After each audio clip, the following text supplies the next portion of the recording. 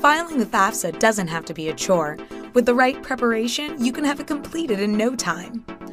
You should have the following information about you and your parents on hand before you begin: Social Security numbers, federal student aid PIN numbers, tax returns if you filed, W-2s or prior year tax returns if you haven't filed, and values of any assets you own, bank accounts, brokerage accounts, rental property, etc. One word of caution before we begin. Double-check all information as you complete the Fafsa to be sure that you are typing everything in accurately. Mistakes may cause your Fafsa to be rejected, to not be sent to your school, or may have a negative impact on your financial aid eligibility. Always review your student aid report for errors and log back into the Fafsa to submit corrections if necessary. Okay, let's get started. First, go to www.fafsa.gov and select Start a New Fafsa. Enter your name, Social Security number, and birthday to log in. Select the option to file a new Fafsa and create a password. This will allow you to save your progress and come back to the application if you need to. Continue to complete your demographic information on the next page. If you filled out a Fafsa before, most of your information will be pre-populated.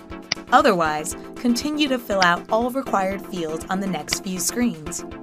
Fellas, if you have not registered for selective service, select Register Me.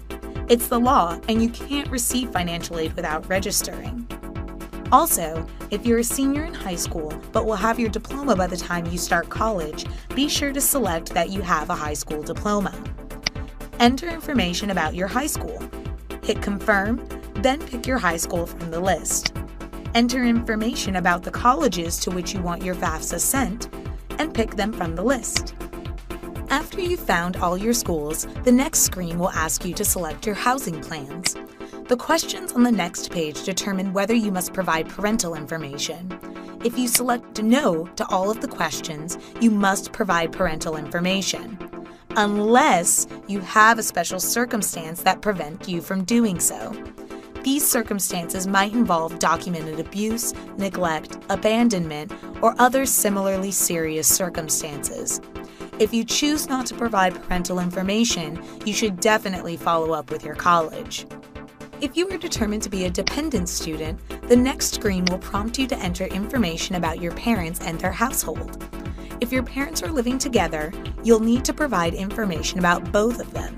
If your parents are separated or divorced and living apart, you'll only need to provide information from the parent with whom you lived with the most. If that parent has remarried, you must also provide information about your step-parent. Next up is the financial information section. This is the most important part of the Fafsa and will probably take you the most time.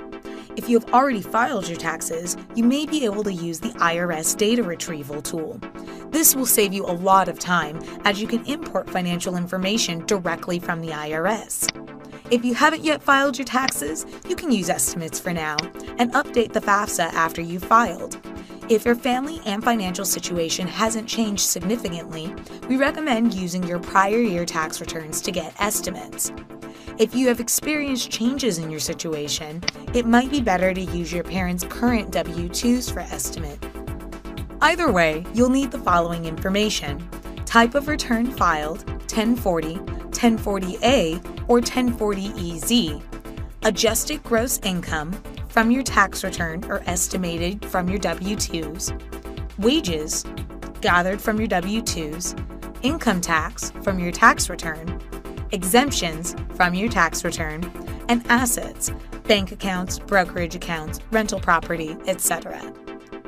Once you've completed your parents' financial information section, you'll do the same thing for the student finances. Great job! You're almost done. All that's left is to sign and submit your Fafsa. Just agree to the terms, enter your PIN numbers, and hit Submit. Review the information on the confirmation page and review your student aid report when it's emailed to you. If you need to submit any corrections to the Fafsa, you can just log in and change the necessary fields, sign, and submit. If you have any questions that are unanswered by this tutorial, we recommend that you check out our other videos. Thank you.